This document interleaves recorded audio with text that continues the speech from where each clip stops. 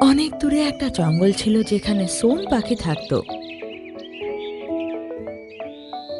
কারণ ওর ডানা সোনার ছিল। আর সারা জঙ্গলে ওকে সব থেকে সুন্দর পাখি মানা হতো। একদিন সোন পাখি তার দুই বন্ধু নীলু পাখি আর টিনু পাখির সাথে সন্ধ্যের সময় খেলতে বেরোলো।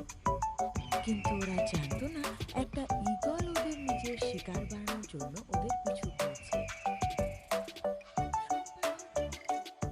এই ছবিটি দেখে বলুন আপনি কাকে বাঁচাবেন। আপনি যদি মাকে বাঁচান তাহলে এই ভিডিওতে একটি লাইক করে চ্যানেলটি সাবস্ক্রাইব করে দেবেন, আর আপনি যদি টাকাকে বাঁচান কমেন্ট করে জানান। তাড়াতাড়ি চলো, ঈগল আমাদের উপর আক্রমণ করতে চলেছে। ওর কথা শুনতেই সোন পাখি আর নীলু পাখি নিচের দিকে চলে এলো। কিন্তু টিনু পাখি ভুল করে একটা গাছের সাথে ধাক্কা খেলো আর ওর ডানাতে আঘাত লাগলো। ও তখনই মাটিতে পড়ে গেল আর ওরা